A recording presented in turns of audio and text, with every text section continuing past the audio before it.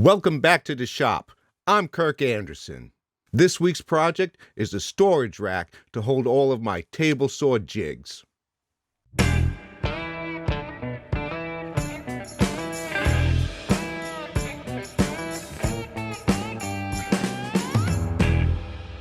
My dilemma is that all the table saw jigs that I've made, I have no place to put them.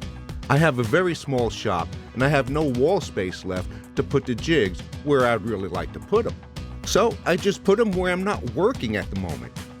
As you can see here, they're all on top of the table saw because I was working on the workbench. Now when I go to use the table saw, I'll move them over to the workbench. So in solving this dilemma, I decided to build a rack that I'm going to put on one of my carts. And the reason that the top of this cart is now available is I got a new jointer. So I can take the benchtop jointer off this cart and put it in storage. Or maybe sell it. Now I'll be making this rack out of regular 2x4s, but I am going to mill them down a little bit so they look a little bit nicer. And I'll start that process on my new jointer. And my new jointer is a 6-inch Laguna jointer. Now I cut the 2x4s down to a rough size and I'm going to joint one edge flat. And then I'll joint one of the edges so I have a nice 90-degree angle.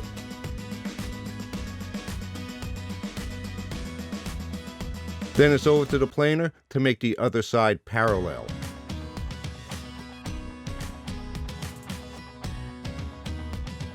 And then to cut it down to the final dimensions, it's over to the table saw.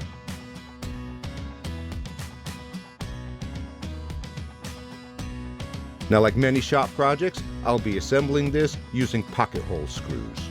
And I don't know if you know this, but I definitely do like pocket hole screws. Now in assembly, I'll also be using glue.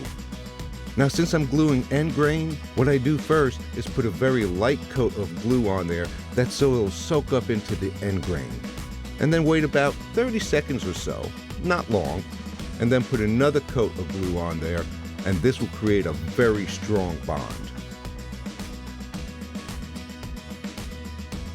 And in preparing to drive in the pocket hole screws, I clamp the pieces together. And as you can see, I'm using a spacer block to position the piece. And then once it's clamped up, just drive in the screws.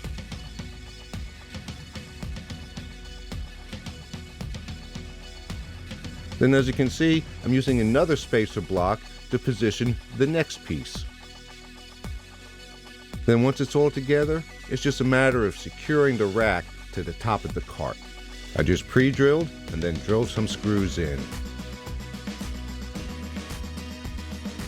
And there it is, holding all of my current table saw jig, with some room for another jig or two. This will definitely make it a lot nicer, that I won't have to move all the jigs around all the time, or even step over them sometimes when I put them on the floor. Well, I hope you enjoyed this project, and if you did, please leave a like, and don't forget to subscribe to my channel if you haven't already.